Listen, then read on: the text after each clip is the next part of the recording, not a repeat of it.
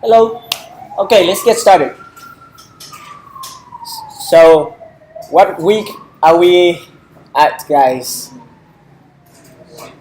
6. How far are we? 3/4? 3 out of 4. So, we have 8 weeks. On week 8, you do demo day, presentation, doing the lab. So, you have this lab, week 6, and then next week lab. Let's have a goal in mind, right? One is that when we go to class, we always aim to learn new things so that you can focus on learning new things in class, thinking about ideas, and then explore on your own at home and with your teammates. And 2 is to keep checking out great UI, great apps. Try to think how you can do that in your app, right? Don't try too much. Don't try to put everything in it. Today's lecture is one of those examples where there are like a million things you can actually put in your app using all these device frameworks we're talking about. But decide what's useful.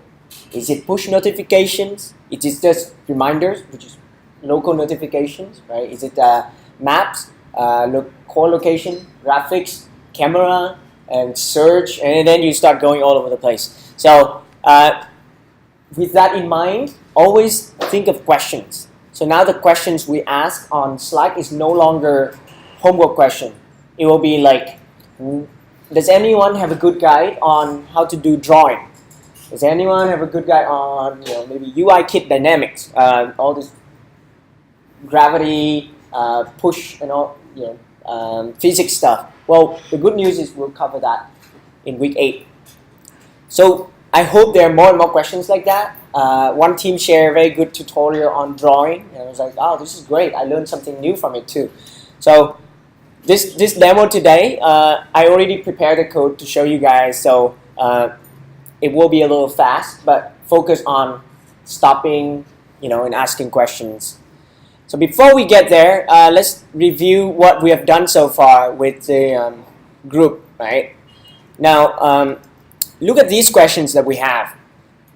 How do we divide work among teammates?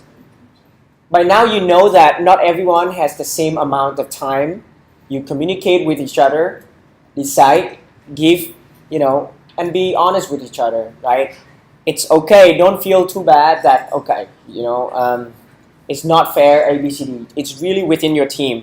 As long as you come out as a strong team, right? So do not let bad teammates, bad collaboration affect your work. You deserve to have a good project. And if you have any problem, you secretly think that your team member is being really difficult, please private, message me, and we can talk about it. One of the most important things is, teamwork has to be really good, right? Now, another thing people underestimate is that people wait to meet. They think that, oh, everyone's busy. Like, we only have, if we have a group of 4, in this case, you don't. Let's wait until everyone's, if it means meeting at 10 p.m. online on Skype, do it, because time will not wait. You will be very fast when you work on, after you unblock yourself. You don't get blocked on, making a few decisions. So if anything that involves everyone, really, someone in the group say, guys, can we really try to talk today? Someone has to work overtime at the company, maybe Skype during the time they're on break or when they get home. So do not, let that be the reason that, you're a team of 3, you're slower than a team of 2. That's just, that's not a good thing to happen, right? You're a team of 3, you have to be faster than team of 2. Team of 2, there are advantages and disadvantages. So your time estimate also include how much time you think each feature will take. You see how important it is to plan. You spend the first week planning, and then the lab session talking through your idea. Don't try to do too many things, but you want all the functions by next week. You have the core functions work really well, and then you're like, all right, let's polish this. What are the most important components? You want to do things that during demo day you can say it, show it, right? You don't want to spend the whole week on how to optimize your data to be like super efficient, like to have the speed like crazy, and then no one cares about it, right? Or like to have the best architecture ever, right? And you to use something like Viper, React, and no, right? For this class, we really, if we learn it things the hard way, do it the dumb way, the stupid way, then next time in the future you can build projects faster because you don't have to do the stupid way again. If you don't do the stupid way, one day in the future you will have to do it. It will just be very slow. So uncertainty always happen, right? I mean, there will be apps that, oh my god, someone has the exact same app and it's already better. And let's be honest about our learning. Some of us say our competitors are, I mean, you can mention people, you don't have to hide that, okay, my app's like this, there's another app exactly the same, but I will not tell people that. Well, think about how you can make your app more interesting, unique with the time you have. So always think about the questions, and you can talk within your team or ask us. The back end, can I have a quick show of hand? It may or may not be your weakness in your team, but like back end, what teams are comfortable about your back end? Can you raise your hands? Comfortable? Which teams don't like the back end work? No one? Everyone loves back end? That's good. Yeah, don't like it. So this is good to think about. I will talk a little bit about this next week. We'll teach a lot of things about back end. But it's important to know. But what's more important before you learn that is actually the way into the future of app development, right? Is that people have many devices.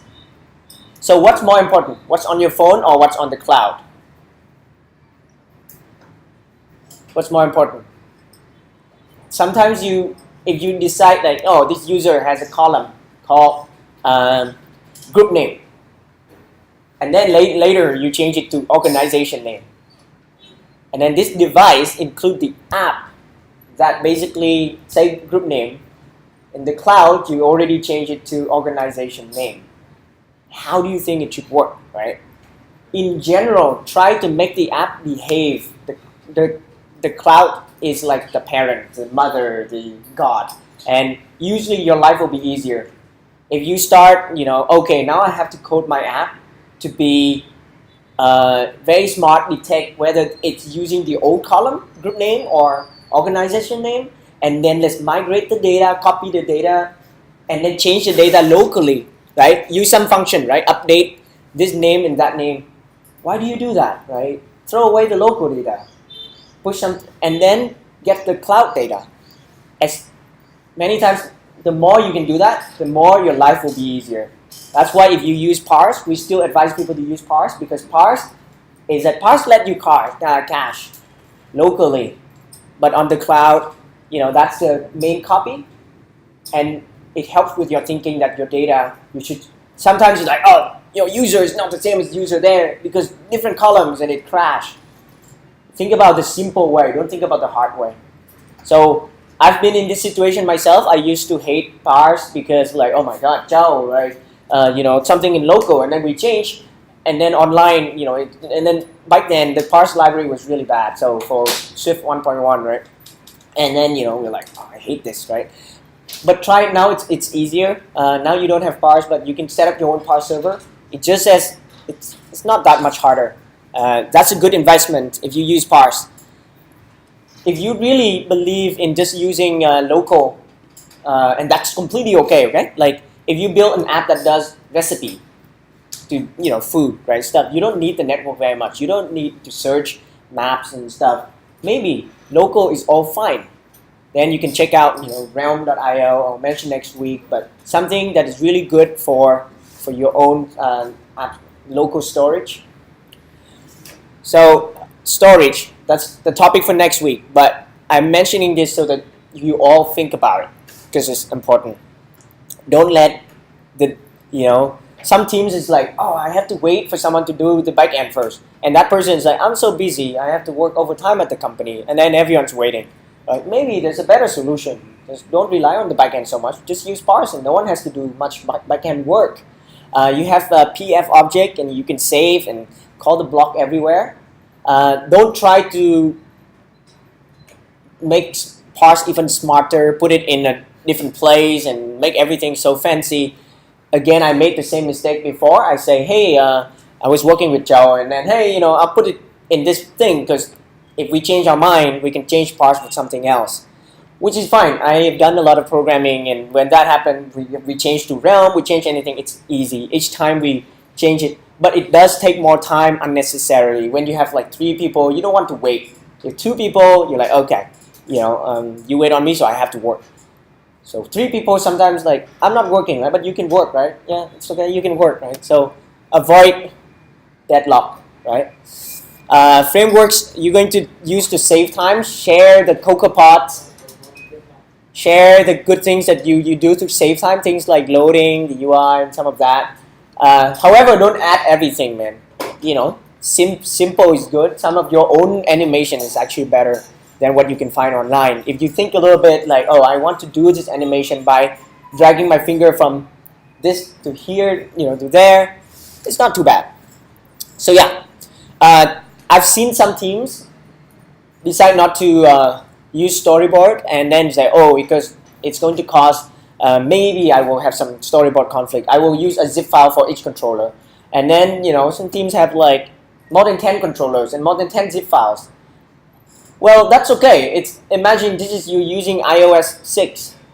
Like you're on iOS 9, and storyboard is very powerful. If it saves you time, I still think that it's better for small project to do it. If you run into conflict, it's still pretty good to do it. However, some of you are already pretty good, and so it's no strong opinion here, right? If you do it, you know the pros and the cons. I'm just saying that feel comfortable with do what it's good for your project, for your productivity. Don't care about the most beautiful code. Don't care. You do want the code to be in correct places, but what you most want is your product. You want to build it and let it run, and instead of trying to spend a lot of time setting things up so that things can look nice. So, any question about the group project so far? No? Okay, so we talked a little bit about device frameworks. That's the main topic this week. So, what am I learning? What am I learning at the Swift class? Last week, what did we learn? Guys? Huh? Yeah, custom view. So, custom view and then? Yeah, custom animations between view controllers. So, unfortunately, we didn't do the lab, but the lab is an interesting case where at some point you build a custom view that is like this view. It looks like an image view, but it's not. It can do more than that. You can add more method to it. So, custom view is cool. Where this is in the case of you creating an UI view and you put an image view in it, but this UI view act like the image view. So that's interesting. If you have time, you can do this. I don't know if we have time today to do this. But that's a useful exercise if you care about view and animation. It's quite useful. All right, let's get to our frameworks. iOS frameworks. So we are pretty lucky that when we are on iOS, compared to anything else, there is one clear advantage. Does anyone know what the advantage is? Can throw some ideas. iOS, maybe everyone uses Xcode, right? So maybe Android, people switch to Android Studio now, but in the past, like Eclipse, right? Now it's Android Studio, and then Android Studio. Then you have like 1.3, 1.4, and now 2.0 come out. And after you install Android Studio, you're like, what SDK do I install? Right? 19, and, right? 21, and you have to support. Here's one cool thing about Xcode and iOS. After just a month after Apple released iOS 9, right? More than 60% of the people using iOS already upgraded to iOS 9. because upgrading is so easy. The phone's powerful enough. Just most people are on it, right?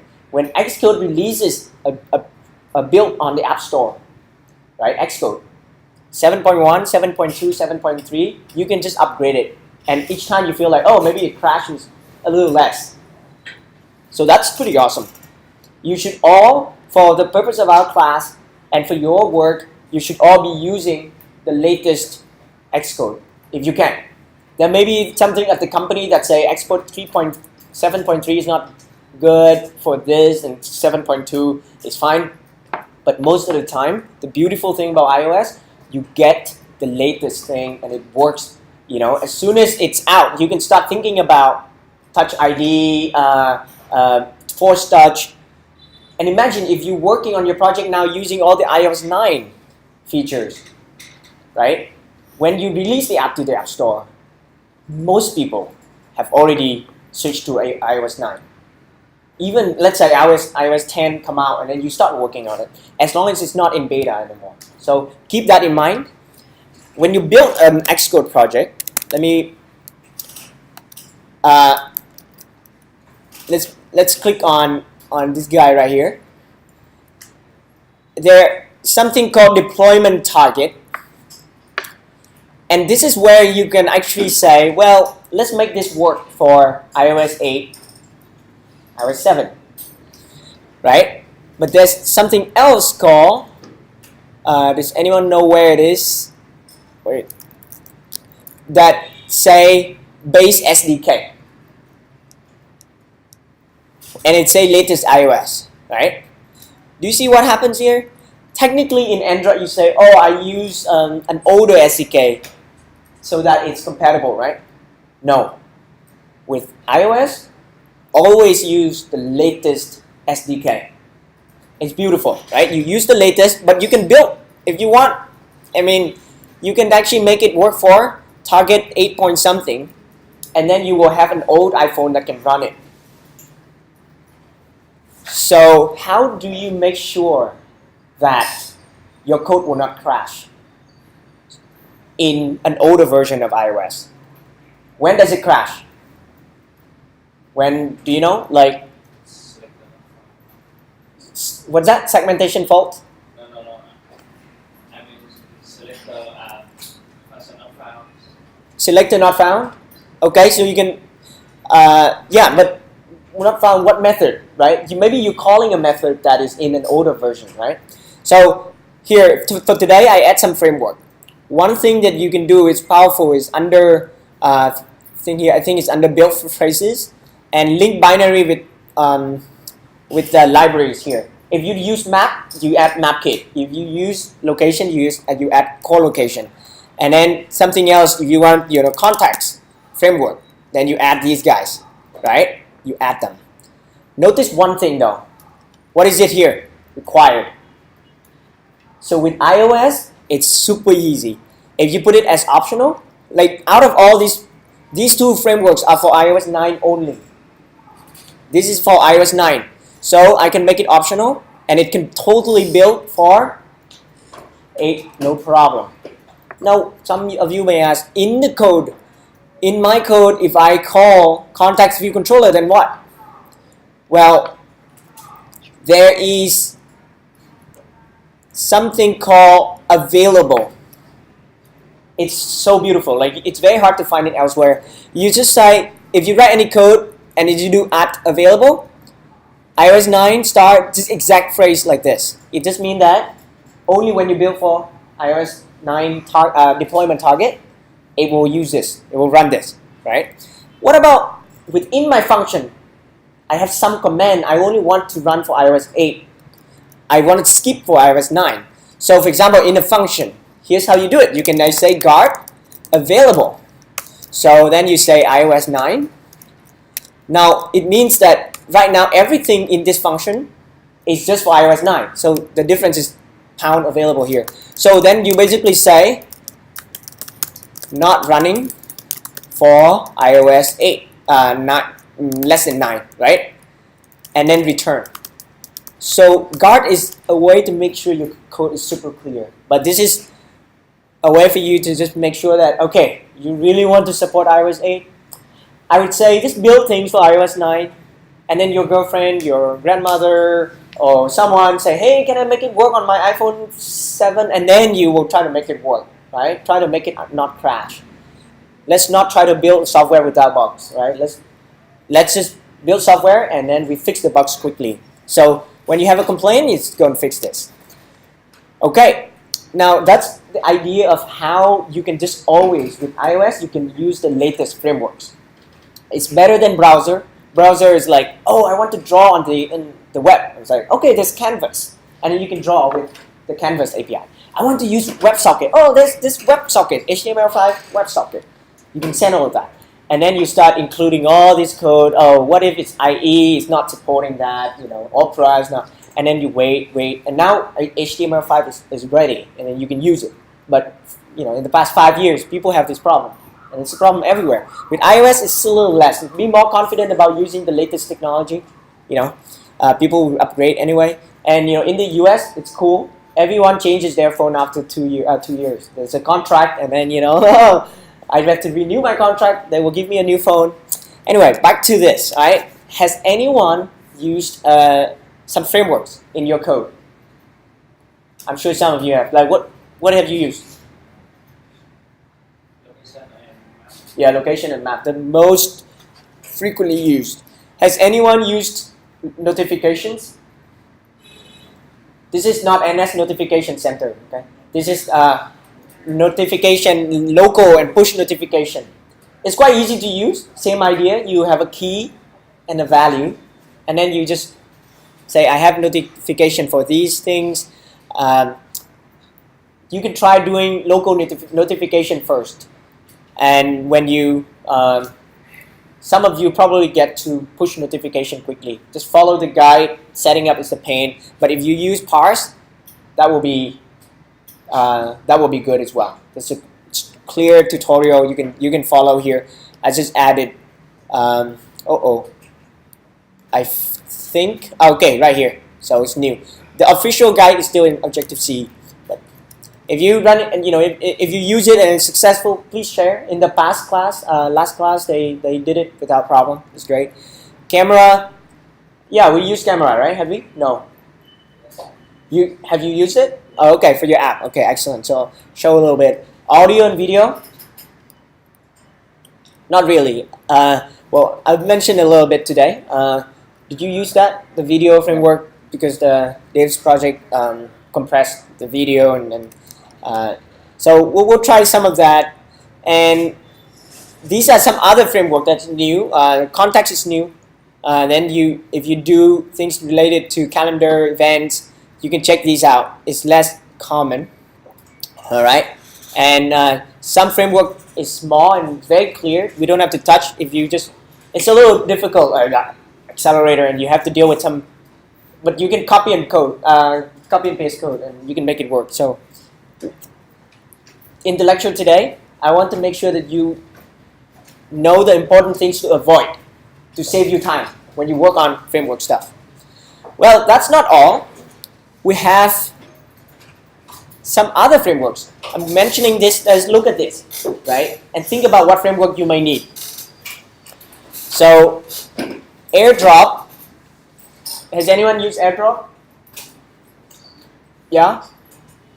Yeah, some nodding, head nodding. So basically with your iDevices, you can use this to share data, right? And that should be pretty straightforward. If you somehow, maybe that's a good way to share pictures with friends. You can maybe check out the Bluetooth framework to share pictures, send files. But AirDrop is another option. StoreKit probably is out of the scope, but definitely, if you want to start selling, your app is free, but you want to charge some item, and then it will support Touch ID, enter password, and it will, let you make money from it. The social framework. All right. Again, look at this and think what you need for your group. I'll ask this question later. Social framework. Does anyone know this in settings? You have some social network section in your settings. You can use this framework and you can set it up with Twitter, Facebook, LinkedIn, Vimeo, YouTube. I think, yeah. So with those guys, then Apple already authenticate for you. Then your code is a little easier on the OAuth stuff. Remember Twitter? You have to do it the click to log in and back. If you want, you can use a social one. The limitation, downside of this social thing is that you're using it from the SDK provided by Apple. It means for Twitter, for example, you're using the social framework and the Twitter API SDK, but Apple released this last October, right? And we're like, well, what if I need to make certain API calls? And there may be a few things that is harder. If you do it the simple and dirty way, like your homework, it's easy to troubleshoot. So not many people are a fan of this. For example, Facebook, you can just use parse with Facebook. That may be one of the easiest way.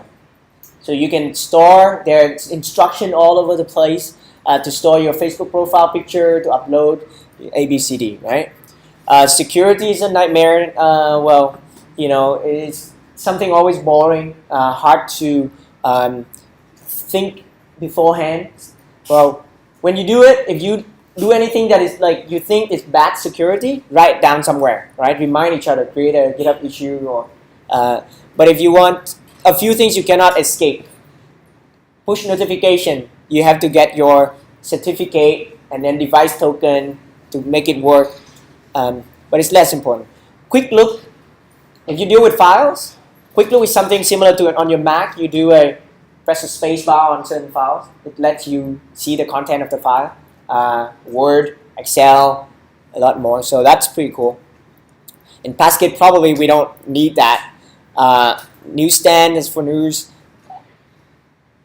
Out of this, maybe multi-peer is another new framework that if you do peer-to-peer between iOS devices, you can take a look into. And we don't cover anything with GameKit and SpriteKit. If you want to build a game app that can be demoed on demo day, you can check out SpriteKit and SpriteKit to do like drawing. That's more low-level stuff. You can just use UIKit if you want. We built Flappy Bird 2 weeks later to show how easy it is. But SpriteKit is the proper way to build games. UIKit gives you some physics stuff that you can play with that can be enough for your simple thing. GameKit is mainly for things like multiplayer playing.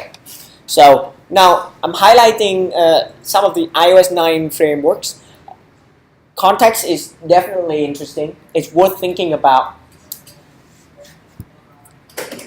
Think about this.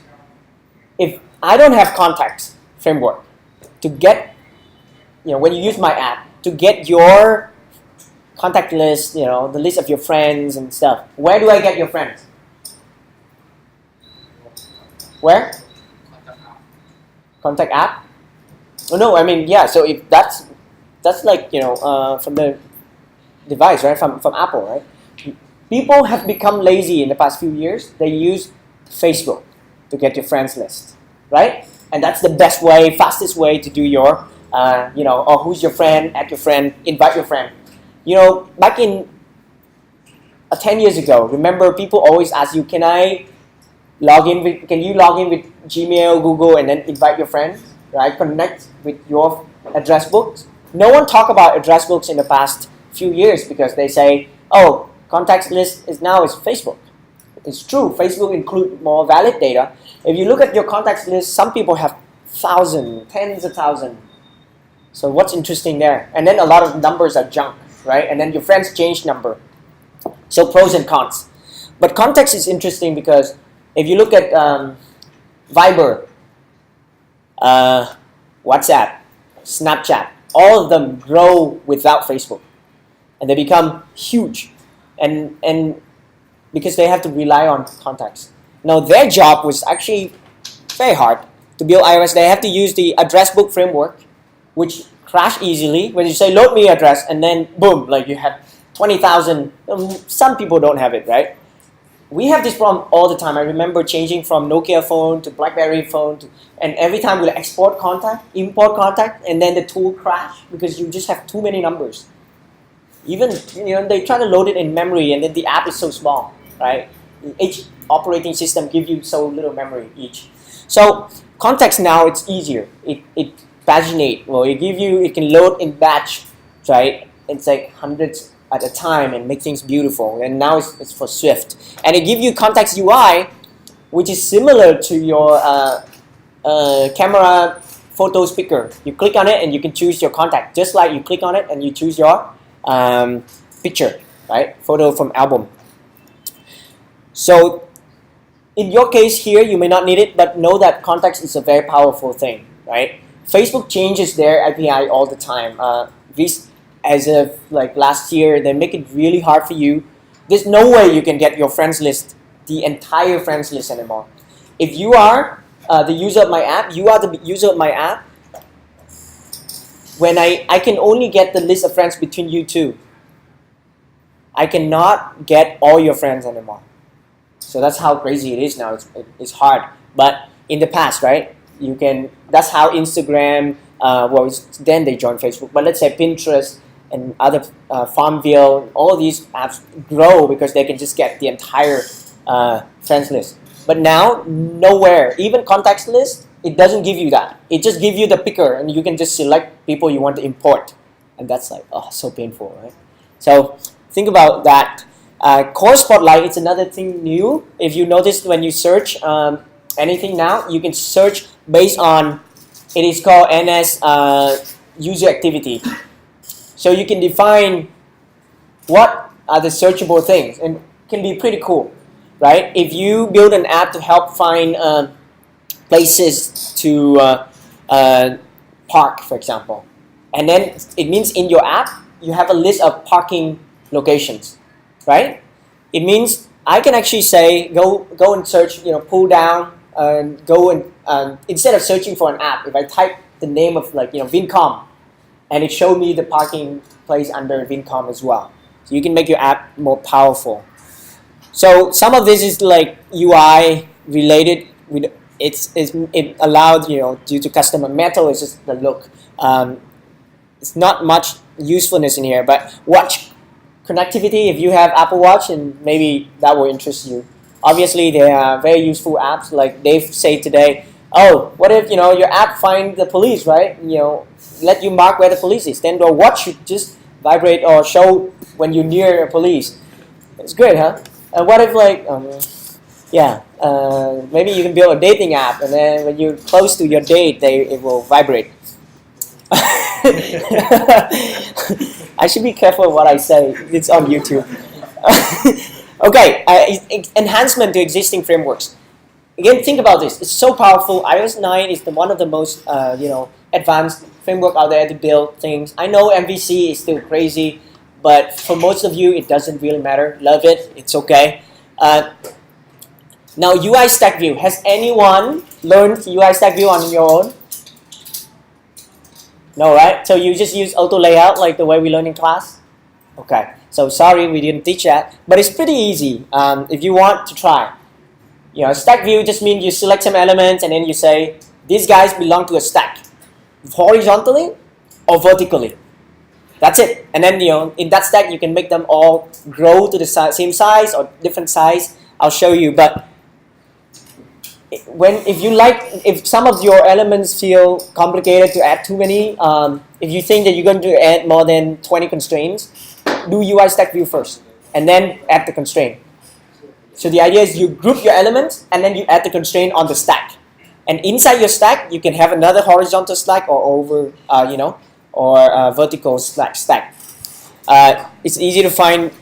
If you try this and you don't know what resource, just let me know. Okay, I can give you example. No problem with that. So, and notice in iOS 9. 8, right? Enhancement with NS layout anchor, layout dimension, layout constraint. You can start setting the value, and that's nice. But your code will look a little ugly for sure. Your code will look very ugly when auto layout goes into your code. It's still in early days, right? So, but I doubt if your app is going to be too complicated. Just use that. Whatever works, clean up as you go. So iOS 9 introduces this new enhancement to the web rendering. So you can choose a simpler one, WK, WebKit, right? WebView. Now you can load like HTML, HTTPS, and store some session data. But you can do even more cool thing like with Safari View Controller. But those are the keywords. If you need to do open the browser, show something, that's an easy way to do it. What if you need to render a chart? Right? If you need to draw it yourself, you're doing something wrong. Because chart is complicated. You don't go open Sprite Kit or UI Kit and start drawing your things. Well, there are libraries that already do it. Save your time. For this project, it's the product that you care about. Or if you're good at web or someone, Google Chart API provide you the charting. So you can just use the web kit and then you just display it. Core data. One thing people say about core data, right? Core data, what's core data? It's the framework that lets you store your data into the device. And in your device, you have a few places to store. Your app folder, your cache folder, and your some container folder if you're a company that has many apps and they can share. And core data has this thing called NS managed object that it's basically in this process, in this thread, it's responsible for saving your data. You can save your data to SQLite format. And it's the fastest way you can store on your iOS. SQLite is extremely fast on iOS. They optimize it. And they store it in database format. Well, for some of you, you may think, my data is small. I'll save it as a plist file. Okay. I save it as I'll teach next week on the other options. You can archive, unarchive things, save to disk. You also have to be careful. Password you have to save with encryption, right? And then you're like, oh, I want to save this to keychain, which will get synchronized between devices. So that's very cool. But core data is so powerful, and the joke is that it's like core data has everything that you need. Sounds like a good thing, right? But core data has many things that you don't need. So that sounds like a terrible thing too. So it was just a lot of struggle. So nowadays, because of fast internet, a lot of times you don't want to deal with this core data thing. It's beautiful. You turn on core data, you go there and you start creating your model. They call entity, and then you go in there and you actually have a diagram. You can design your schema with a diagram. It's like, wow, that looks cool. We'll teach that next week. But if you think I'm mentioning this, is that if you think you want it, let me know, right? Feel free to have this kind of discussion. HealthKit is cool using the Apple API to maybe things like you monitor your run. I don't know how they can take in some of this extra information, but with Apple it's very common. You can build app to track how many steps people walk and how much they run, and then how you draw that data, make it related to health.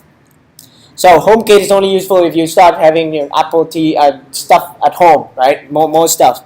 You can connect with them. So MapKit is okay.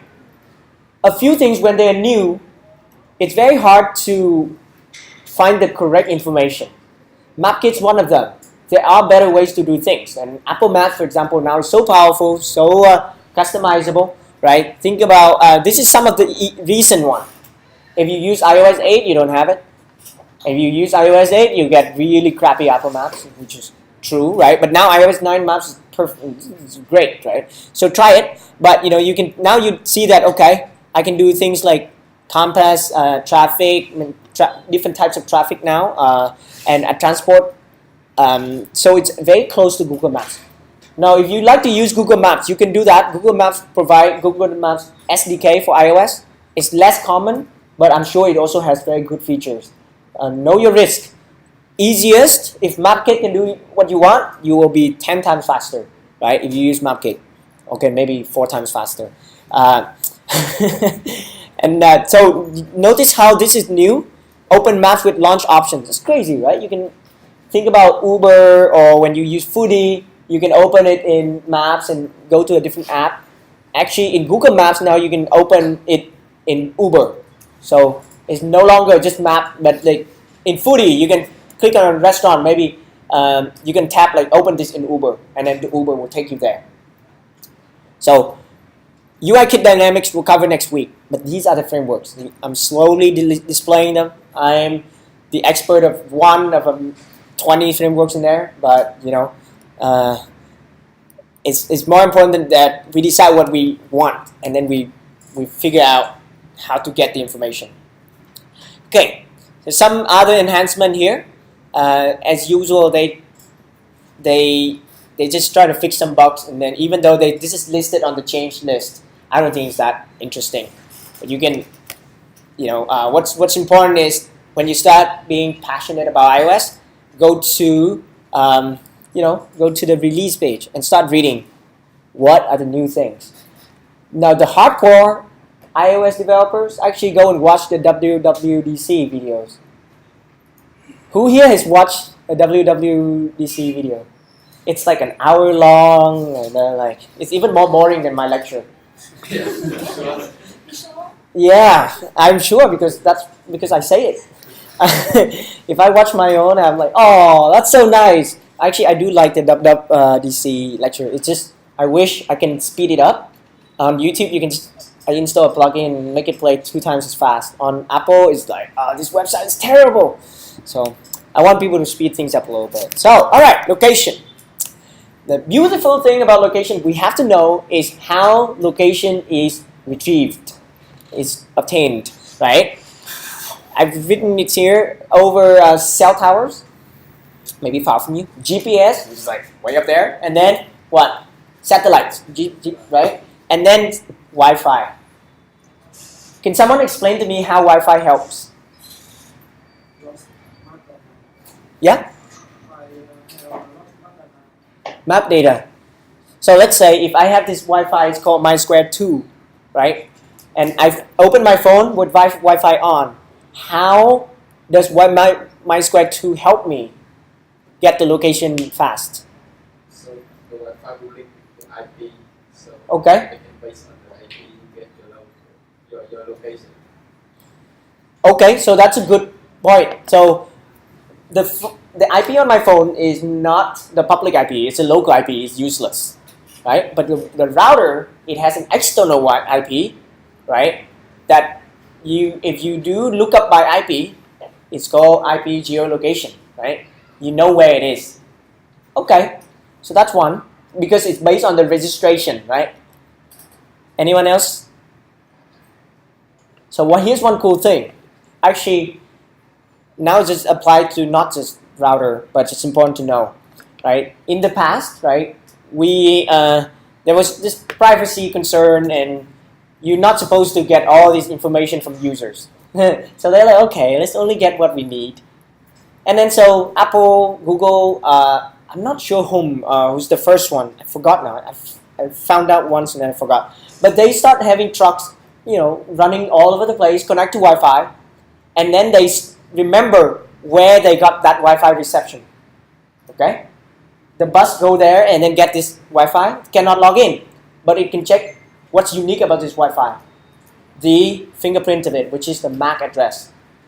And then the IP address, sure, right? But that can be changed, sure. I mean, let's save it. And then the signal strength. Okay, and then you have like other router. When you have more than 2 router, you start having 3 router, you can triangulate and you can find your exact location. Using algebra, right? Geometry. So, but what they're doing is they remember the fingerprint of all these routers and know where they are. So as soon as you open your phone, it check that database and then say, oh, you're next to this router, then you must be in this region. Probably 10 meters away, 1 kilometer away, and they start giving you 1 kilometer away location estimate, and then by the time you're like, oh, okay, why is it not accurate? And then you're waiting, but your location may be good enough in some cases. Maybe it can help you load the restaurants around you. But then you wait a little bit more. The GPS notification now comes, and then you're only a few meters. But then sometimes Wi-Fi is even more accurate because this Wi-Fi is only casting this region, and you have more than one Wi-Fi, and they know. So that's in the past. But now, every time you open up and you join a new Wi-Fi, all of your Wi-Fi credentials and it's encrypted, but your Wi-Fi information is all uploaded. So there's no reason for them to send trucks. They just automatically get all the information. So that's the beauty, right? By that, it can really accurately get your location. So if you turn your Wi-Fi on, location is very fast. Now, one of the most interesting things in this lecture today is how you get access to the framework. It's not like you include it in your code and then you have it. Context, location, what else? Push notification. You know what happens when user run the app? What happens when the user run the app, right? It will say, oh, this app will use your location. Okay, don't allow. Right? What happens when you click don't allow? Good luck to that app. They will never be able to ask that question again. Right? So that's the same for many other frameworks in here. Using your camera, then you just say no. I think camera is the more forgiving one. But that's dangerous, right? Like, man, what if the user is not ready, right? So don't ask at the beginning, right? So that's it. Let's just try to do location and understand very quickly. So I have this thing right here. I have an app that I just built to demo the framework. If you have an idea of what framework you want, feel free to add. But very quickly, I create a table view, and this is actually a table view controller, so I can use static cell, and here I can just put label in each cell, and I create a new controller and then map it over there. So no code for this controller, right? But in some cases, when this cannot be dynamic, you cannot change this value. If you have something that look exactly like this is the way it can help you build it a little faster. So it's a table view controller. Now let's run it. We'll test the first one.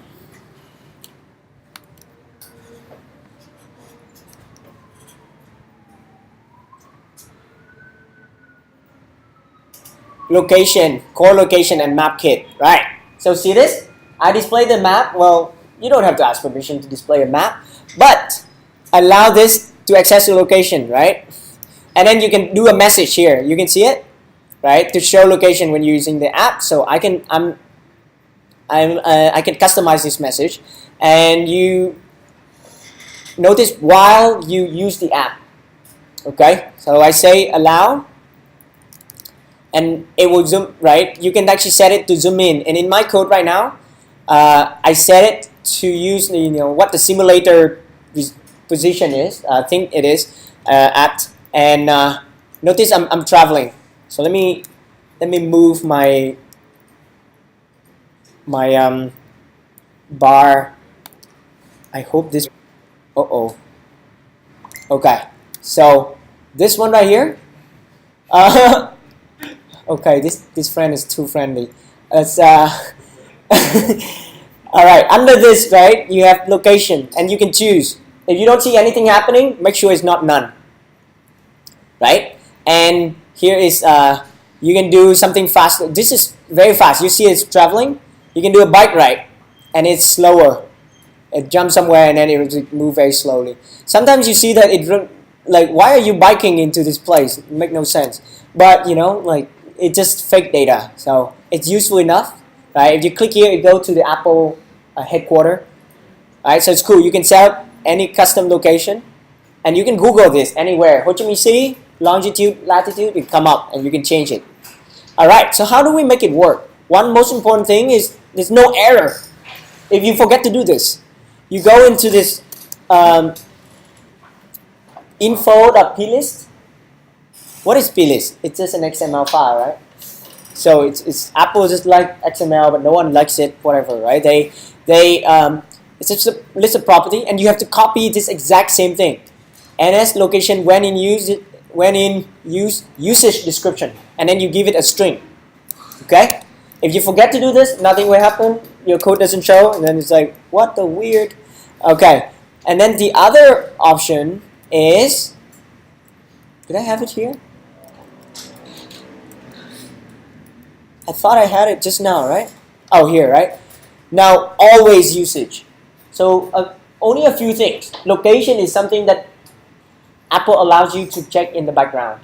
If you use the Foursquare app or Foodie app or Lozi app, you walk around. Actually, Foodie and Lozi are not good enough, but Foursquare is.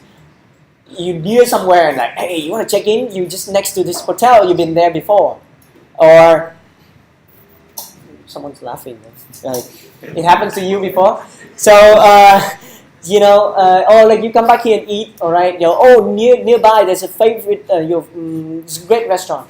I use Foursquare a lot, so I fly to this different city. It's like, oh, welcome back to this city. You were last year 2 years ago, or welcome to this new city. And check out, these are the hot places. Very powerful. But you have to be very careful. Location is one of the things that eats your battery. And not but your user's battery. And then they will hate you for it. Alright. Very quickly, you need that. You only put one. You could actually use both. And in your code, let's say go to CoreLocation. You can check what kind of permission that is. Okay. So what's good to remember with location? This. Right.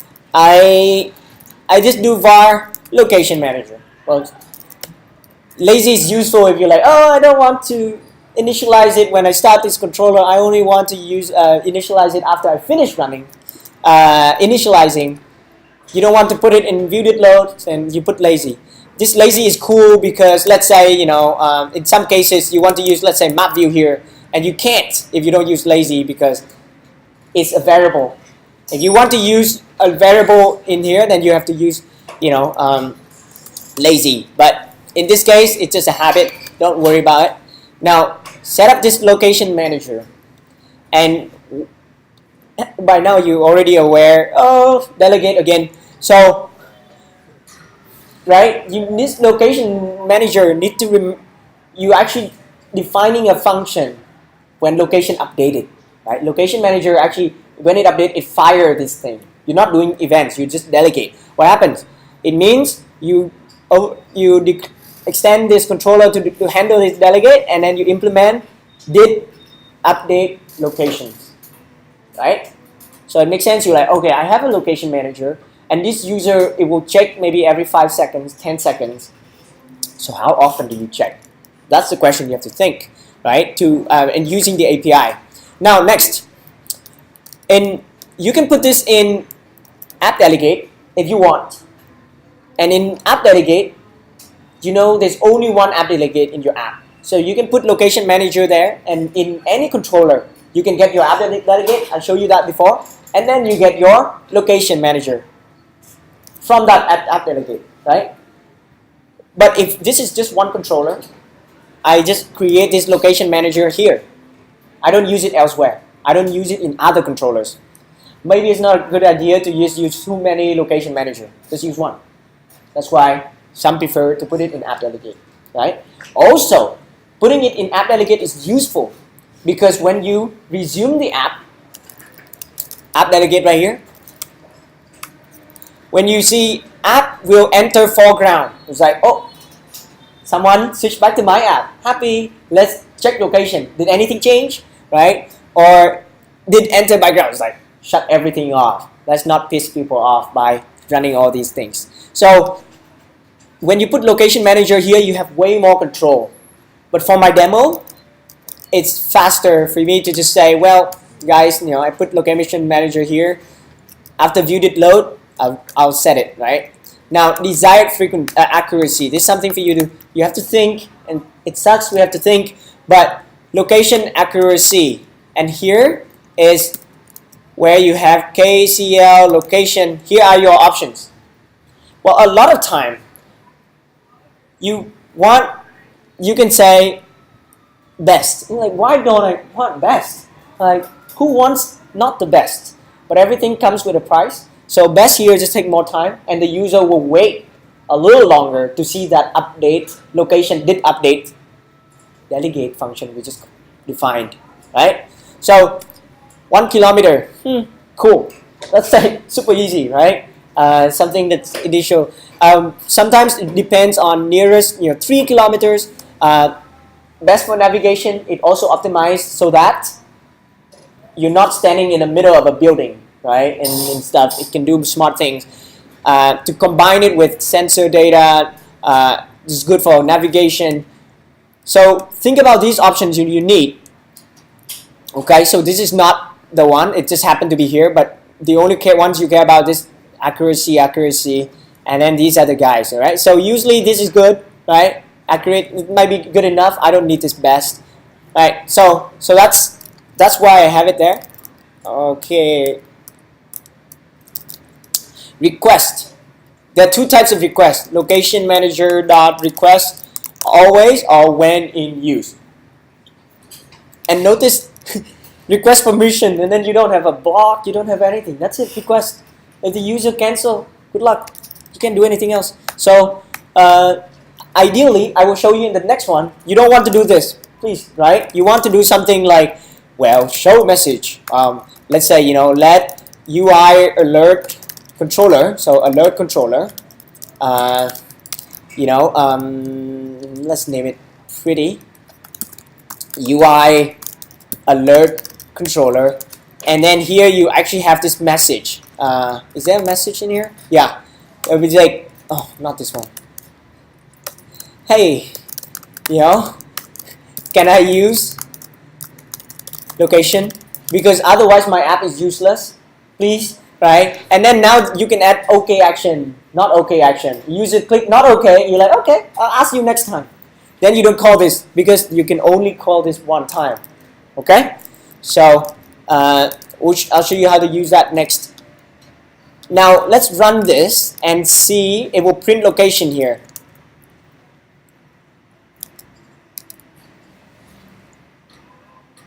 I think my is QuickTime still running? Oh yeah, it's still running. I hope it's still running. All right, so I click on this location. See that it's updating at this interval, right? It's kind of nice to get this whole information, and you wait. It depends on what type you again you change your location. Now this is a lot. Did update location maybe is not the best way to use your resources. So let's see what other option we have. You notice start updating location. You can call stop, and you call it when you don't need. Okay, when you have good enough information, just don't keep getting location like I have right here. Does Apple only want you to call the location thing? Not too much. I don't think anyone has called it so much that Apple API is like, whoa, this is too much. But know that it's just another API call. There's a rate limit, right? And also this battery and many other things involved. Did update locations? We know that. Now this is your jam. Start monitoring significant location changes. So this, if you have this on, it means it doesn't do it every 5 seconds, 10 seconds, right? It only is like, did this user change location? So they try to be smart about it. You can read up how they do it, but if you use it in your app, that's a great way to make sure that it's good for power saving. Okay. Now location. That's one dot, right? To make your location thing work, I put the map in here. So let me show you how this map works. I import map kit, and down here I just say, hey, this span, it means how far around this dot you want, and then you create a region. Well, there you can have a square region, circular region, or you can draw a heart-shaped region. You can color it, but here when you color it, it's called overlay. So just know the keywords. So this region, basically, I define that, hey, this current location coordinate, and I want this region to be around me like this. Map, let's go there. Set region. Okay, you can set animated so that it's like zoom out and then switch between them. If not, it will just slow things down. A lot of time it looks like it's already animated anyway. So that's the idea of a region. You can have you can use this make span, right? Make region make, or you can use this method. Region with center and then radius, right? Location. Any question about location? Only I think it's good to show them how to enable the map kit, not just simply import map kit. To enable it. Yeah. Oh, yeah. So interestingly, when I tried this, I did not have to do this and it still worked. So you go to build phases, you import mapkit here, right? And in iOS, for some reason, it's smart enough to run. Maybe it's not smart enough when you build for deployment, release, I don't know. No, but you should enable in capability. Where? In the capability. Yeah, now it's moved here. Or Yeah. In here? Oh, that's a good point. Automatically it's enabled, but good point. Thank you very much. So here you can do more things here. If you don't enable it, you may not have the extra features. But what I did was that I normally, if you don't go to build phases and add this link framework libraries, you cannot do import mapkit, CoreLocation. Now another important thing is some of this thing, it's good to have a class because otherwise it's like, how the hell does it not work? And this is one of those. I mean, Stack Overflow may help you. Click on, what's that? I click on a map, right? And notice this one is unclicked by, where's that user location? One of it. Yeah, this one. When you add a map, this is off. It's like, what? And the dot will not show, so you can turn it on. Or you can go to your view did load and then you map view dot user location equals true and show user location. Alright? So with that, let's take a quick break and think about framework for a second. Right? I don't think I've shared a slide. I'll take a quick break to make sure that the videos here because a lot of people are not here today, so I want to make sure at least I don't screw up on the video part. Alright. Next we'll talk about other, we'll continue with other framework. Where's, yes, okay. Lecture 6, part 1.